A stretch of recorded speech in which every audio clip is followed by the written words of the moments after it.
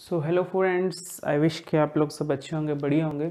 तो आज हम टॉपिक करने वाले हैं, स्टार्ट करने वाले, that is transcription in case of eukaryotic cell. तो फर्दर हम इसको 3 स्टेप्स में करेंगे, इनिशिएशन, इलोंगेशन एंड टर्मिनेशन। तो आज हम करेंगे so hello friends, I wish कि आप लोग सब अच्छे होंगे, बढ़िया होंगे। तो आज हम टॉपिक करने वाले हैं, स्टार्ट करने वाले, that is transcription in case of eukaryotic cell. तो फर्दर हम इसको 3 स्टेप्स में करेंगे, इनिशिएशन, इलोंगेशन एंड टर्मिनेशन। तो आज हम करेंगे, हम इनिशिएशन से बात करेंगे और कुछ इंपॉर्टेंट फैक्ट्स को पढ़ेंगे जो कि ज़रूरी है। जैसे कि सबसे पहले हमें पता है कि जो ट्रांसक्रिप्शन होती है, स्टार्ट होगी, वो होगी एक पर्टिकुलर सीक्वेंस को बोलते हैं प्रमोटर सीक्वेंस, है ना। प्रमोटर सीक्वेंस हम बोलते हैं वो कंट्रोलिंग यूनिट है ना, कि वो साइट है जहाँ से ट्रांसक्रिप्शन स्टार्ट होगी, कि आरएनए पॉलीमरेज जो रिकॉग्नाइज करेगा, किसको करेगा, प्रमोटर साइट को करेगा। ठीक है। अब इन केस ऑफ हम बात करें कि यूकैरियोटिक सेल में, तो आरएनए पॉलीमरेज जो है डिफरेंट टाइप्स के हैं। जैसे हम जानते ही, हमने पढ़ा अभी रिसेंटली, हमने पढ़ा कि जैसे हमने प्रोकैरियोटिक केस में पढ़ा इनिशिएशन, इलोंगेशन, टर्मिनेशन। तो हमने ये देखा कि जो एंजाइम रिस्पॉन्सिबल है for the synthesis of RNA, that is RNA polymerase. Okay, तो ये RNA polymerase in case of eukaryotic cell, it is 3 different kind of RNA polymerase are there. लेकिन प्रोकैरियोटिक केस में क्या था, सिंगल टाइप का RNA polymerase था। ठीक है। अब यहाँ पे जो है 3 टाइप्स के आरएनए पॉलीमरेज है, आरएनए पॉलीमरेज 1, 2 और 3। ठीक है। यहाँ पे मैंने रिप्रेजेंट किए हुए आरएनए पॉलीमरेज 1 और आरएनए पॉलीमरेज 2, और उसके बाद आरएनए पॉलीमरेज 3 आरएनए पॉलीमरेज 1 और 3 रिप्रेजेंट किए हुए हैं। आरएनए पॉलीमरेज जो 2 है वो हम पढ़ेंगे, थोड़ी देर में पढ़ लेंगे। तो जो आरएनए पॉलीमरेज 1 है, ठीक है, ये ट्रांसक्राइब क्या करता है, ये क्या सिंथेसिस करता है, सिंथेसिस करेगा प्री आरआरएनए। अगर आपको याद ही रखना है तो ऐसे रख लीजिए कि इट विल सिंथेसिस आरआरएनए, है ना, जो मेजर है ना। और ये क्या करता है, प्रिकर्सर आरएनए बनाता है। प्रिकर्सर आरएनए मतलब कि एक चेन होगी जो आरएनए की होगी, इससे फर्दर क्या होगा, फर्दर एडिशन या फिर फर्दर जो मॉडिफिकेशन करके क्या बनेंगे, 3 डिफरेंट काइंड ऑफ आरएनए बनेंगे। जैसे 18S RNA, 5.8S RNA, 28S RNA. तो ये जो है तीनों प्रोडक्ट जो है किस किस के बने, एक प्री आरएनए से बने। जैसे कि बन गया 18S, ठीक है, 5.8S, ठीक है, 28S। तो ये एक प्री आरएनए है जो कि सिंथेसिस किया आरएनए पॉलीमरेज 1 है। इसी तरह जो आरएनए पॉलीमरेज 3 है, ये क्या करेगा, it will synthesis 5S RNA, tRNA और स्मॉल न्यूक्लियर आरएनए, जो कि स्पेशलाइज्ड आरएनए है, उनको सिंथेसिस करेगा। अब क्योंकि जो आरएनए पॉलीमरेज 1 है वो एक ही प्रिकर्सर से, जो आरएनए पॉलीमरेज 1 है वो एक सिंगल ट्रांसक्रिप्ट बनाएगा, जिससे कि फर्दर डिफरेंट काइंड ऑफ जो है प्रोडक्ट्स बन रहे हैं। तो इसके लिए जो प्रमोटर होगा, जैसे हमने यहाँ पर रिप्रेजेंट किया हुआ है, this is for the RNA 1 polymerase promoter. ठीक है। इसमें देखें कि जो कोर प्रोटीन है, देखिए जो प्रमोटर है, एक हम बोल रहे हैं कोर प्रमोटर, है ना, एक हम बोल रहे हैं कुछ के आप ये लगा लीजिए कुछ एलिमेंट्स हैं दैट आर रेगुलेटरी एलिमेंट्स, है ना। वो क्या कर रहे हैं, वो ट्रांसक्रिप्शन में हेल्प कर रहे हैं ना, कंट्रोल कर रहे हैं उसको, कि अगर उसको इनिबिट करना है या फिर उसको आप बोल लीजिए कि स्विच ऑफ करना है, स्विच ऑन करना है, रेगुलेटरी हम सीक्वेंसेस बोलेंगे, तो हम उसको अलग एलिमेंट बोल देते हैं। जैसे कि हमने जैसे आरएनए पॉलीमरेज 1 में पढ़े थे कि तो कोर प्रमोटर, है ना, कोर प्रमोटर जो है +20 बेस पेयर से लेके -45 बेस पेयर है। और देखिए मैंने आपको पहले बताया था कि अगर मान लीजिए यहाँ से ट्रांसक्रिप्शन स्टार्ट होगी, मतलब यहाँ से आरएनए बनना शुरू होगा, तो हम बोलते हैं इसको +1 साइट, है ना। और इसको बोलते हैं हम डाउनस्ट्रीम, इस तरह बोलेंगे हम डाउनस्ट्रीम, और इस तरह हम बोलेंगे अपस्ट्रीम। ठीक है। और अपस्ट्रीम हमेशा नेगेटिव में ली जाती है, डाउनस्ट्रीम हमेशा पॉजिटिव में लिए जाते हैं। अब जैसे कि यहाँ पे लिखा +20 बेस पेयर अब है ना, +20 बेस पेयर है, ये 45 बेस पेयर है। तो ये इसके बीच में कोई प्रमोटर है जहाँ पे टाटा बॉक्स होगा, जहाँ पे बाइंडिंग होगी आरएनए पॉलीमरेज की, और उसके बाद अपस्ट्रीम कंट्रोलिंग एलिमेंट्स आएंगे, that is -100 to -180 base pair. Okay.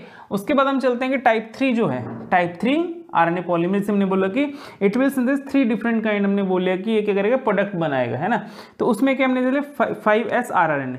तो 5S आरएनए देखिए, उसके लिए ये वाला जो ट्रांसक्रिप्शन यूनिट होगी वो ये होगी, जिसमें कि जो प्रमोटर है उसमें क्या है, देखिए यहाँ से स्टार्ट होगी, और ये सारे जो है डाउनस्ट्रीम की तरफ है।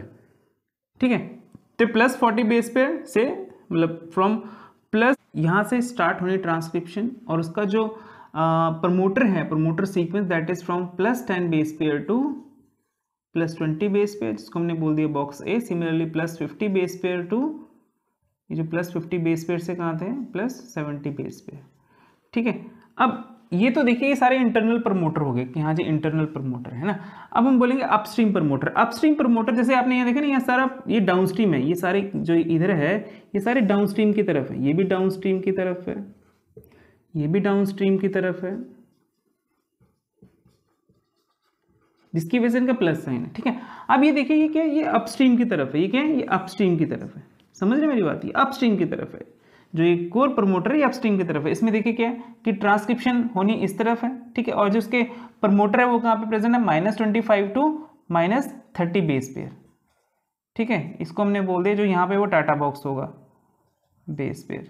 ठीक है, इसी तरह से एक है प्रॉक्सिमल सीक्वेंस है ना, वो प्रेजेंट है -66 टू -45 बेस पेयर। इसी तरह से डिस्टल सीक्वेंस वो है प्रेजेंट फ्रॉम -214 से लेके -244 बेस पेयर।